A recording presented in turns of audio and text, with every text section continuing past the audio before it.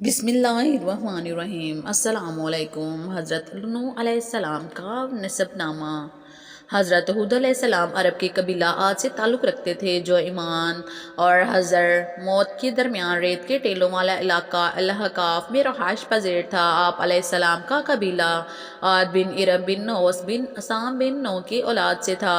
آپ علیہ السلام اپنی قوم کے ایک شریف خاندان سے تھے جنہیں اللہ تعالیٰ نے ان کی قوم کی ہدایت کے لیے نبی بنا کر بھیجا تھا۔ اللہ تعالیٰ نے آپ علیہ السلام کا ذکر قرآن مجید میں 7 مقامات پر فرمایا ہے اور ایک پوری سورہ ہود 11 بھی آپ علیہ السلام کے نام سے نازل فرمائی ہے۔ حضرت ہود علیہ السلام کی بعثت۔ حضرت نوح علیہ السلام کی ہلاکت کے بعد اللہ تعالیٰ نے قوم عاد اول کو زمین پر آباد کیا۔ یہ لوگ جسمانی طور پر بڑے مضبوط قدور اور بڑی مضبوط عمارتیں بنانے والے میں ماہر تھے۔ اللہ تعالیٰ نے انہیں خوب مال و دولت سے بھی نوازا تھا۔ قوم عاد اپنی جسمانی قوت کے غرور میں اتنی آگے بڑھی کہ اس نے اللہ تعالیٰ کو بلا کر اپنے ہی ہاتھوں سے بنائے ہوئے بتوں کو اپنا معبود بنا کر ان کی عبادت شروع کر دی۔ ان کے 3 بڑے بت تھے جن کے نام سمد، سمود اور ہر تھے۔ قوم عاد کو گمراہی سے نکال کر ہدایت کی طرف لانے کے لیے اللہ تعالیٰ نے اسی قوم کے ایک فرد حضرت ہود علیہ السلام کو نبی بنا کر ان کے پاس بھیجا۔ فرمان الہی ہے ترجمہ۔ اے نبی صلی اللہ علیہ وسلم، کیا آپ نے نہیں دیکھا کہ آپ کے رب نے قوم عاد کے ساتھ کیا سلوک کیا، یعنی ارم کی اولاد کے ساتھ جو قد و قامت میں ستونوں جیسے تھے اور طاقت میں ان جیسے دنیا میں لوگ پیدا ہی نہیں کیے گئے۔ سورۃ الفجر 89 آیات نمبر 6 تا 8۔ اور ہم نے قوم عاد کی طرف ان کے بھائی ہود علیہ السلام کو نبی بنا کر بھیجا۔ سورۃ الاعراف 7 آیت نمبر 65۔ پھر ان قوم نوح کے بعد ہم نے دوسری امت قوم عاد پیدا کی اور پھر ہم نے انہی میں سے ایک رسول بھیجا۔ سورۃ المومنون 23 آیت نمبر 31 تا 32۔ حضرت ہود علیہ السلام کی قوم کو وعظ و نصیحت۔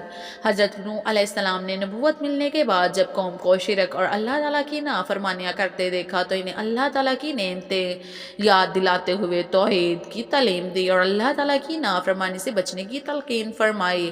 فرمان الہی ہے ترجمہ۔ انہوں ہود علیہ السلام نے کہا، اے میری قوم، تم اللہ کی عبادت کرو، اس کے علاوہ تمہارا کوئی حقیقی معبود نہیں۔ کیا تم پرہیزگار نہیں بنو گے؟ سورۃ الاعراف 7 آیت نمبر 65۔ انہوں نے ہود علیہ السلام نے کہا، اے میری قوم، اللہ کی عبادت کرو، اس کے علاوہ تمہارا کوئی معبود نہیں۔ تم تو صرف بہتان باندھ رہے ہو۔ اے میری قوم، میں تم سے اس تبلیغ پر کوئی اجرت نہیں مانگتا، میرا اجر تو اس اللہ کے ذمہ ہے جس نے مجھے پیدا کیا ہے۔ تو کیا پھر بھی تم عقل سے کام نہیں لیتے ہو؟ سورۃ ہود 11 آیت نمبر 50 تا 51۔ جب ان عاد کے بھائی ہود علیہ السلام نے ان سے کہا، کیا تمہیں اللہ کے عذاب سے خوف نہیں ہے؟ میں تمہارے لیے امانت دار رسول ہوں، لہٰذا تم اللہ کے عذاب سے ڈرو اور میری اطاعت کرو۔ میں اس تبلیغ پر تم سے کوئی اجرت نہیں مانگتا، میرا اجر تو رب العالمین کے ذمہ ہے۔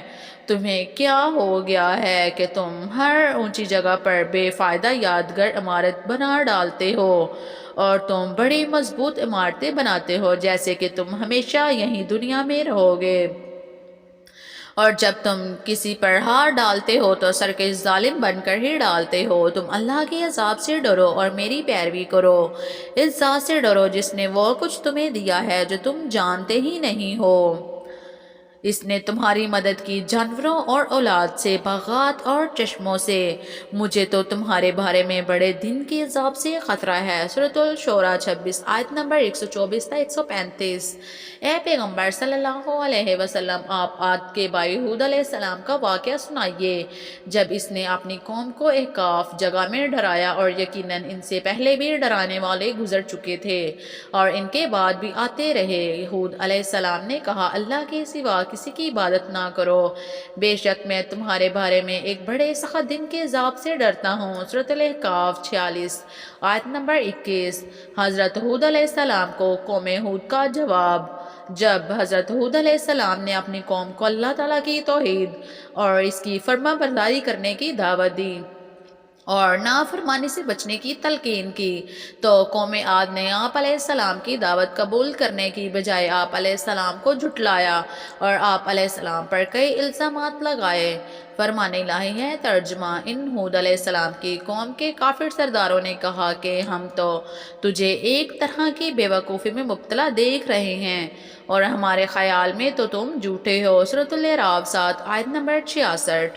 انہوں قوم ہود کے سرداروں نے کہا، اے ہود، تم نے ہمارے سامنے توحید کی کوئی واضح دلیل پیش نہیں کی اور ہم اپنے معبودوں کو صرف تمہاری باتوں میں آ کر نہیں چھوڑ سکتے اور نہ ہی ہم تجھ پر ایمان لانے والے ہیں، بلکہ ہم تو یہی کہتے ہیں کہ ہمارے کسی معبود نے تمہیں خرابی دماغی مرض میں مبتلا کر دیا ہے۔ سورۃ ہود 11 آیت نمبر 53 تا 54۔ اور ان قوم کے وہ سردار جنہوں نے کفر کیا اور آخرت کی ملاقاتوں کو جھٹلایا تھا اور ہم نے انہیں دنیاوی زندگی میں خوشحال بنا رکھا، وہ کہنے لگے، یہ رسالت کا دعوے دار تو تم جیسا ہی انسان ہے، یہ بھی وہی کھاتا ہے جو تم کھاتے ہو اور وہی پیتا ہے جو تم پیتے ہو، اور اب اگر تم نے اپنے ہی جیسے ایک انسان کی پیروی کر لی تو یقیناً تم بڑے خسارے میں رہو گے۔ کیا یہ تم سے اس بات کا وعدہ کرتا ہے کہ تم جب مر کر خاک اور ہڈی رہ جاؤ گے تو تم دوبارہ قبروں سے زندہ کر کے نکالے جاؤ گے؟ یہ تو ناممکن بات ہے جس کا تمہیں وعدہ دیا جا رہا ہے۔ زندگی تو صرف یہی دنیا کی زندگی ہے، ہم میں سے کچھ لوگ مرتے ہیں اور کچھ دوسرے پیدا ہوتے ہیں اور ہم ہرگز دوبارہ نہیں اٹھائے جائیں گے۔ یہ تو ایک ایسا آدمی ہے جس نے اللہ پر جھوٹے بہتان باندھا ہے، ہم تو کبھی بھی اس پر ایمان لانے والے نہیں ہیں۔ سورۃ المومنون 23 آیت نمبر 33 تا 38۔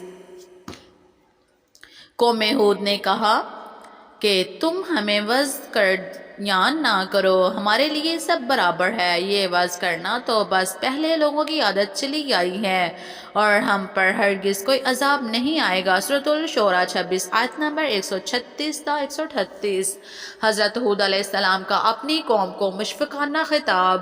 حضرت ہود علیہ السلام نے اپنی قوم کو سمجھانے کی بھرپور کوشش کی اور انہیں بتایا کہ اے میری قوم، اللہ تعالیٰ کے سوا تمہارا کوئی حقیقی معبود نہیں، میں اللہ تعالیٰ کی طرف سے تمہاری خیر خواہی کے لیے نبی بنا کر بھیجا گیا ہوں، مجھے تم سے کوئی دنیاوی لالچ نہیں، میں تو صرف اللہ عزوجل کی رضا کا طلبگار ہوں، اگر اللہ تعالیٰ مجھ سے راضی ہو گیا تو مجھے بہترین صلہ عطا فرمائے گا، میں تمہارا خیر خواہ ہونے کی حیثیت سے تمہیں نصیحت کر رہا ہوں کہ اگر تم بتوں کی پوجا چھوڑ کر اللہ تعالیٰ کے فرمانبردار بندے بن جاؤ گے تو اس کا فائدہ تمہیں دنیا میں بھی ملے گا اور آخرت میں بھی ملے گا۔ فرمان الہی ہے۔ ہود نے کہا، اے میری قوم، میں بے وقوف نہیں ہوں بلکہ میں تو تمہیں جہانوں کے پروردگار کا بھیجا ہوا پیغمبر ہوں، میں تو تمہیں اپنے پروردگار کے پیغامات پہنچاتا ہوں اور میں تمہارا امانت دار خیر خواہ ہوں، اور کیا تم اس بات پر تعجب کرتے ہو کہ تمہارے رب کی طرف سے تمہارے پاس ہی تمہی میں سے ایک آدمی پر وحی نازل ہوئی ہے تاکہ وہ تمہیں ڈرائے، اور وہ حالت بھی یاد کرو کہ جب اللہ نے تم کو قوم نوح کے بعد جانشین بنایا اور دوسروں کے مقابلے میں تمہیں زیادہ قوت و جسامت عطا فرمائی، اس لیے کہ اللہ کی نعمتوں کو یاد رکھتے ہوئے اس کا شکر ادا کرو تاکہ تم کامیاب ہو جاؤ۔ سورۃ الاعراف 7 آیت نمبر 67 تا 69۔ حضرت ہود علیہ السلام کی اپنی قوم کو توبہ استغفار کی تلقین۔ انسانی تاریخ کا مطالعہ کرنے سے پتہ چلتا ہے کہ جب کسی بھی معاشرے میں ظلم و زیادتی، سرکشی، فتنہ فساد، قتل و غارت، کفر و شرک اور دیگر برائیاں پھیل جاتی ہیں، لوگ شکر گزاری کی بجائے ناشکری کی راہ اختیار کرتے ہیں تو ایسے معاشرے عذاب الہی کا شکار ہو جاتے ہیں، لیکن اگر یہی قومیں اپنے گناہوں سے باز آ جائیں اور اللہ تعالیٰ کے حضور گر گرا کر توبہ استغفار کریں اور اللہ تعالیٰ کے شکر گزار بندے بن جائیں تو نہ صرف اللہ تعالیٰ ان کو دی ہوئی نعمتوں میں اضافہ فرماتے ہیں بلکہ انہیں لمبے عرصے تک مزید نعمتوں سے فائدہ اٹھانے کا موقع دیتے ہیں، جیسا کہ حضرت ہود علیہ السلام نے دنیا و آخرت کا فائدہ بتاتے ہوئے انہیں اپنے گناہوں پر شرمندہ ہونے اور توبہ استغفار کی تلقین کی تاکہ اللہ رب العزت راضی ہو کر ان پر اپنی مزید نعمتوں کی بارش فرما دے۔ فرمان الہی ہے ترجمہ، اے میری قوم، تم اپنے پروردگار سے اپنے گناہوں کی معافی مانگو اور اسی سے توبہ کرو، وہ خوب برسنے والے بادل تم پر بھیج دے گا اور تمہاری موجودہ قوت پر تمہیں مزید قوت دے گا اور تم مجرموں کی طرح حق سے منہ نہ پھیرو۔ حضرت ہود، سورۃ ہود 11 آیت نمبر 52۔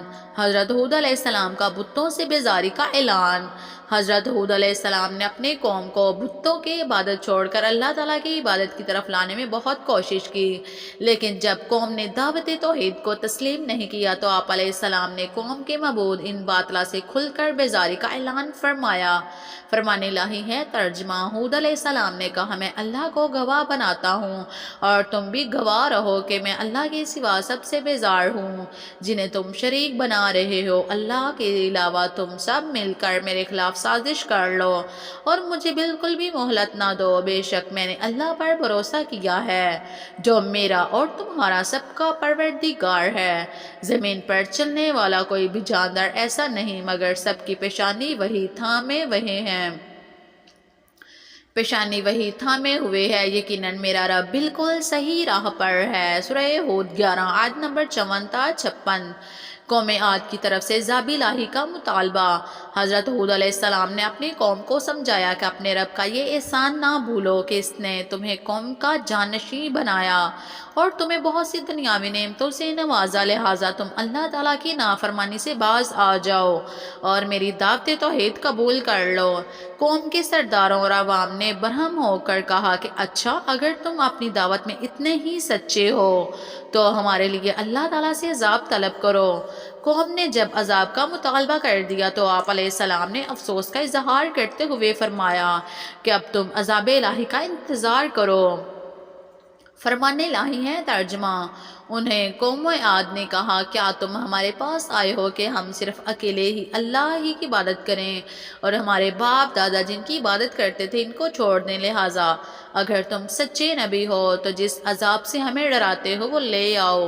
سورۃ الاعراف 7 آیت نمبر 70۔ قوم نے کہا، اے ہود، کیا تم ہمارے پاس اس لیے آئے ہو کہ ہمیں ہمارے معبودوں کی عبادت سے پھیر دو؟ اگر تم واقعی سچے ہو تو عذاب لے آؤ جس سے ہمیں ڈرا رہے ہو۔ سورۃ الاحقاف 46 آیت نمبر 22۔ ہود علیہ السلام نے فرمایا، اس عذاب کے آنے کا علم تو صرف اللہ ہی کے پاس ہے اور میں تمہیں وہ پیغام پہنچا رہا ہوں جو مجھے دے کر بھیجا گیا ہے، لیکن میں دیکھ رہا ہوں کہ تم لوگ نادانی کر رہے ہو۔ سورۃ الاحقاف 46 آیت نمبر 23۔ انہوں ہود علیہ السلام نے کہا، اب اللہ کی طرف سے اس کا عذاب اور غضب تمہارے لیے مقرر ہو چکا ہے۔ کیا تم مجھ سے ایسے ناموں معبودوں کے بارے میں جھگڑتے ہو جو تم نے اور تمہارے باپ دادا نے رکھ لیے ہیں؟ ان بتوں کے معبود ہونے کی اللہ نے کوئی دلیل نازل نہیں فرمائی، تو پھر اب تم بھی عذاب کا انتظار کرو، بے شک میں بھی تمہارے ساتھ تم پر عذاب آنے کا انتظار کرتا ہوں۔ سورۃ الاعراف 7 آیت نمبر 71۔ حضرت ہود علیہ السلام کی اللہ تعالیٰ سے مدد کی درخواست۔ جب حضرت ہود علیہ السلام نے اپنی قوم کو ہر اعتبار سے سمجھانے کی کوشش کی لیکن قوم نے بات کو سمجھنے کی بجائے آپ علیہ السلام کو جھٹلایا تو آپ علیہ السلام نے اللہ سے مدد کی درخواست کر دی۔ فرمان الہی ہے ترجمہ، قوم عاد نے بھی رسولوں کو جھٹلایا جب ان کے بھائی ہود علیہ السلام نے ان سے کہا، کیا تمہیں اللہ کے عذاب کا خوف نہیں ہے؟ سورۃ الشورى 26 آیت نمبر 123 تا 124۔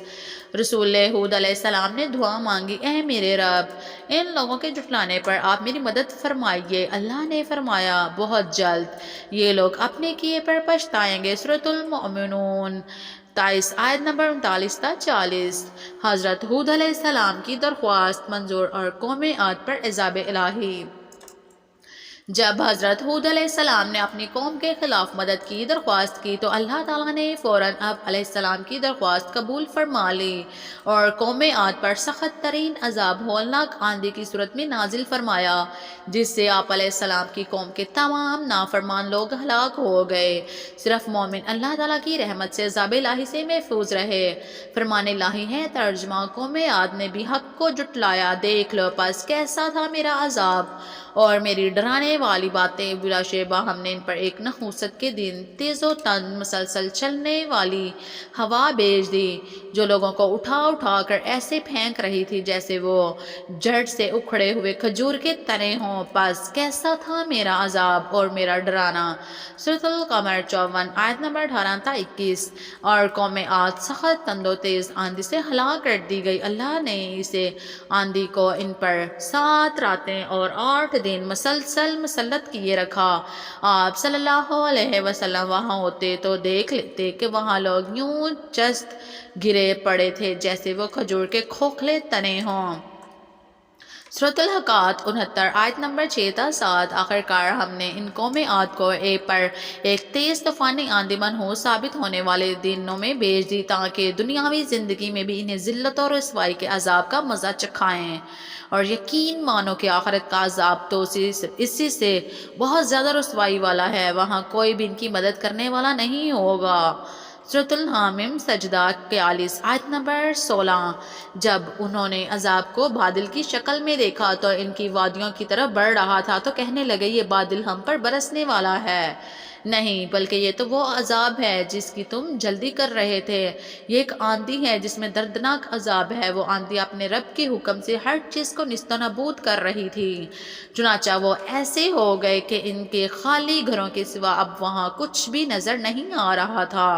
ہم مجرم قوم کو ایسا ہی بدلہ دیتے ہیں۔ سورۃ الاحقاف 46 آیت نمبر 24 تا 25۔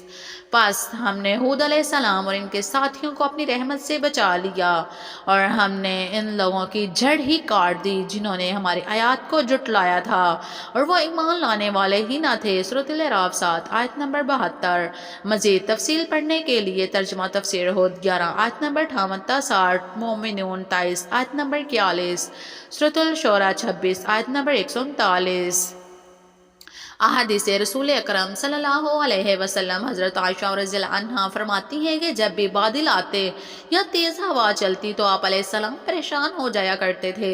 میں نے پوچھا اے اللہ کے رسول صلی اللہ علیہ وسلم، آپ پریشان کیوں ہو جاتے ہیں جبکہ لوگ تو انہی بادلوں کو دیکھ کر خوش ہوتے ہیں؟ آپ صلی اللہ علیہ وسلم نے فرمایا اے عائشہ رضی اللہ عنہا، میں کیسے مطمئن ہو جاؤں؟ ہو سکتا ہے کہ اس میں عذاب ہو، کیونکہ ایک قوم عاد ہوا ہی سے ہلاک ہوئی تھی۔ اس نے عذاب کی گھٹیا دیکھ کر کہا تھا، اس نے جیسے ہی عذاب کی گھٹا دیکھ کر کہا تھا یہ بادل آ گیا جو ہم پر خوب برسے گا۔ بخاری۔ حضرت عائشہ فرماتی ہیں کہ بارش کے وقت آپ صلی اللہ علیہ وسلم نے یہ دعا مانگتے تھے، ترجمہ اے اللہ، میں آپ سے اس ہوا کی اور اس میں جو بلائی ہے اور جسے یہ ساتھ لے کر آئی ہے اس کی بلائی طلب کرتا ہوں، اور میں آپ سے اس کی اور جو اس میں ہے اور جس چیز کے ساتھ یہ بھیجی گئی ہے اس کی برائی سے آپ کی پناہ مانگتا ہوں۔ جب آسمان پر بادل آتے تو آپ صلی اللہ علیہ وسلم کبھی کمرہ میں داخل ہوتے تو کبھی باہر نکلتے۔ جب بارش شروع ہو جاتی تو آپ صلی اللہ علیہ وسلم مطمئن ہو جاتے۔ میں نے آپ صلی اللہ علیہ وسلم سے اس حالت کے متعلق پوچھا تو آپ نے فرمایا کہیں گے وہی آندھی نہ ہو جو قوم عاد پر آئی تھی۔ مسلم۔ امید ہے آپ کو آج کی ویڈیو پسند آئی ہوگی۔ ویڈیو پسند آئے تو ویڈیو کو لائک کرنا نہ بھولیے گا۔ اگر آپ میرے چینل پر نئے ہیں تو میرے چینل کو سبسکرائب کریں اور ساتھ میں دیے گئے بیل آئیکن کو پریس کریں تاکہ ہر آنے والی نوٹیفیکیشن آپ کو ملتی رہے۔ ملتے ہیں اگلی ویڈیو میں، تب